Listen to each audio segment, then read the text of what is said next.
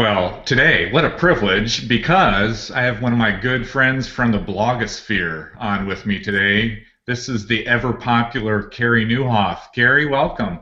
Hey, it's great to be with you, Tony. Thanks for having me. Yeah, and today, though, we could spend a lot of time just talking about the impact that you're having through your website, through your online content. We're going to go offline today and talk about your recently released book. Look, I have a copy right here, You Lasting do have a Impact. copy. How about There you go. that? I got a copy right here too. And in fact, look at this. There's an Whoa, autograph, so I know it's for real. that is for real. That appears to be my signature. It's worth far less than the pristine version. Well, Carrie, first of all, before we jump into specifics, questions about the Yeah. content, what drove you to write the book?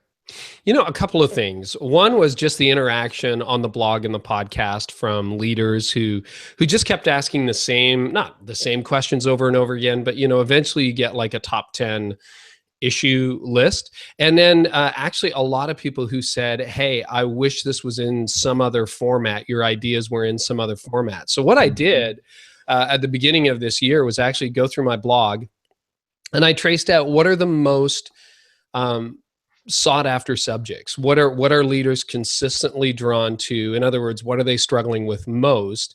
And then I took some ideas from the blog, from the podcast, wrote some new material, and basically stitched it all together into a book that tackles 7 critical conversations I think every church that wants to grow needs to have. And I formulated it because often people would say, why can't I print off your blog? I still get that about once a week. And it's like, I don't know. I'm not the designer. I don't know why it doesn't print. I can't figure that out. But every chapter has some discussion questions. So the idea behind the book is read it as a leader, but then actually walk it into your staff team, your leadership team, your elder team, your deacon board, and have the conversation together. And let's move your church forward on some key issues. So we're not going to cover all 7 topics today, Probably not. Gary, No, no. but there are a couple that captured my attention, and beginning with the first chapter because it's a dirty little secret out there. Pastors aren't supposed to talk about wanting their churches to grow, Right. and yet the pastors that I talk to, and it's not because of wanting a bigger platform for themselves. They just genuinely want more people to come to know Jesus, and because of that, they're wanting their church to have a bigger impact in the communities that they're trying to reach. But one of the very first topics you hit is this topic of church growth, Hmm. and I'm curious to get your perspective initially of what do you think some of those key barriers are that prevent churches from growing? Yeah, I agree with you. I heard that church growth was dead. Like people don't talk about that anymore. But whenever I wrote on it, the posts would explode. And Mhm. literally, some of the top posts I've ever written have been on that. So I think there's a couple of factors. One, definitely there's a cultural shift happening. And it's probably happening, you're in Atlanta, I'm in Canada. It's happening in Canada faster and probably earlier than it is in places like the Bible Belt in Atlanta. And so we would definitely be living in a post-Christian, postmodern culture. And so you just see people checking out. It's like people are learning to live comfortably without God, much in the way they have learned to do so in Europe. So that's trend number one. Trend number two is even the people who go to church are attending less often. So, we have an attendance of just over 1,000, but we have about 2,300 people who call our church home. I think 10 years ago, 2,300 people would have generated an attendance of about 14 or 1,500. Hmm. It's just they're on board. They love Jesus. We're part of their church, but people are traveling more. Kids have travel sports now. People are away at the lake on the weekend. They're at the beach, and when you're dealing with unchurched people, over half of our growth is from unchurched people.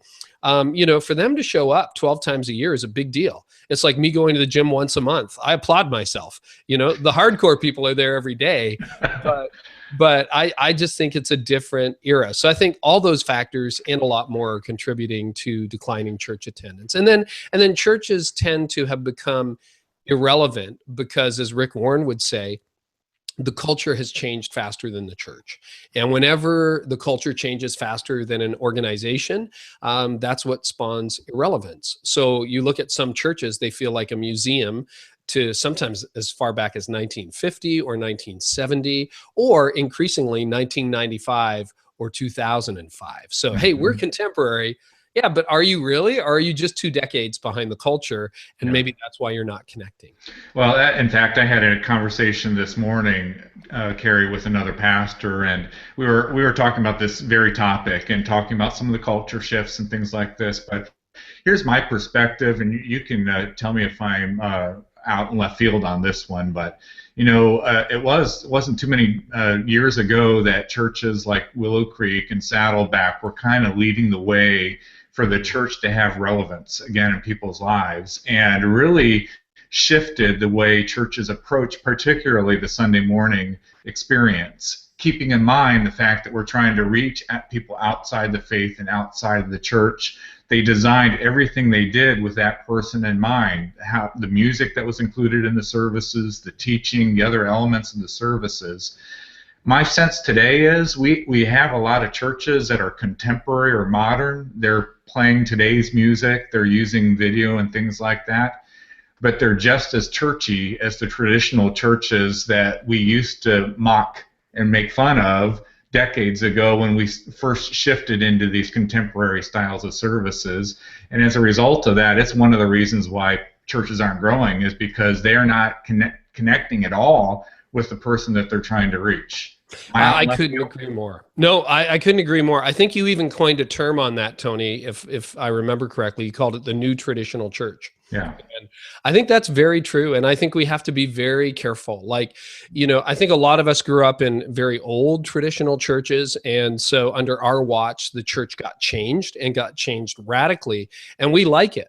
Well, the reality is, it doesn't really matter whether we like it. If we have 100 insiders or 1,000 insiders or 10,000 insiders who like it, but there are hundreds of thousands of people who don't know Christ, it's kind of a false victory. The goal is, how do we design an experience? How do we facilitate an experience? Because, God is very much at the heart, I think, of every growing, vibrant, alive, true church.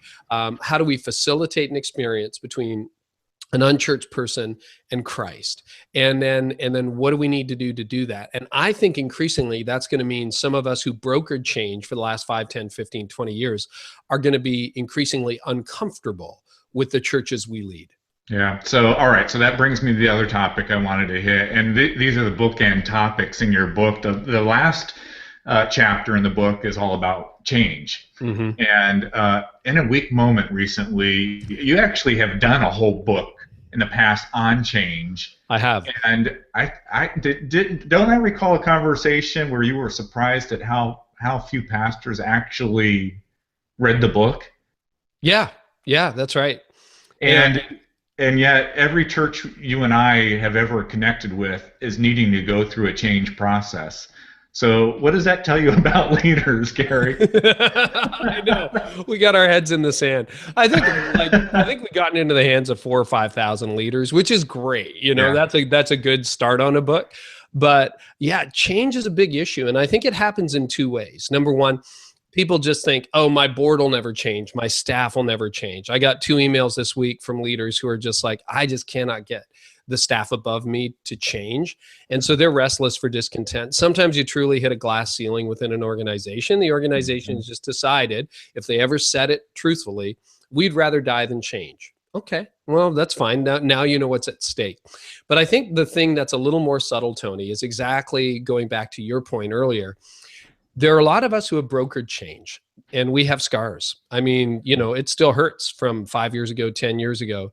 And it takes a little bit of a leader to change what somebody else built. It takes a great and courageous leader to change what you yourself have built. And I think the next wave of change happens when you look in the mirror and go, well, that was awesome for 2005, or that was great 3 years ago, but now I've got to go back up and I've got to broker change away from the changes I've made. The greatest enemy of your future success is your current success. And I think people change when the pain associated with the status quo is greater than the pain associated with change. So if your church is growing, or if it's content, or if you're paying the bills, your impetus, your motivation to change is quite low. But I think the great leaders sort of look ahead and go, There's still a lot of people we're not reaching. What do we need to do to reach them? And then you take your own sacred cows and you bring them to the altar and you have a sacrifice. And that's really hard to do. To change what someone else introduced, yeah, takes a bit of leadership. To change what you yourself have introduced because it's no longer relevant, I think that takes another level of introspection. And I think it's possible, and I think it's what the church needs. Well, very good, Carey. This book is it's 7 Powerful Conversations, and for lasting impact. And we've talked a little bit today about growth in churches and the change that churches need to experience. But there's a lot of great content here that'll be helpful for church leaders. Carey, you mentioned it in passing, but we're familiar with your blog. But in the last year or two, in fact, you just came upon your 1-year anniversary. You've launched this podcast. Tell us a little bit about your podcast. Yeah, I do a leadership podcast. So kind of what we're doing right now, I try to find an interview. You've been on the podcast. You'll be on it again. And I try to have conversations, maybe a little bit longer than these, usually 45 minutes to an hour. I just did an episode with a gay man who grew up in the church, and we talked for almost 2 hours, and I played the whole thing back. I always find great conversations like you and I have had before. I've walked away from so many of them over the years and went, oh, I wish my team could have heard this, or I wish, my family could have heard this, or everybody could have heard this. And so a year ago, I started a podcast just so that everyone could hear it. So it's been a lot of fun. And we've had you on it, had Andy Stanley, Perry Noble, Ravi Zacharias, Craig Rochelle, Pete Wilson, and Lewis Howes is actually going to be on very soon, which is interesting, a guy from the wider business community. So it's just kind of fun conversations about leadership that I hope will help leaders. Well, Carey, as far as I'm concerned, you're in my top 5 as far as church leaders that are creating content that really helps leaders, very practical. So whether it's on your blog, on your podcast, or in your new book, Lasting Impact, I hope you'll check out what Carey has to share. Carey, thanks for joining us today. That's a real honor. Thank you so much. And thanks so much for everything you do, Tony. We appreciate you tremendously.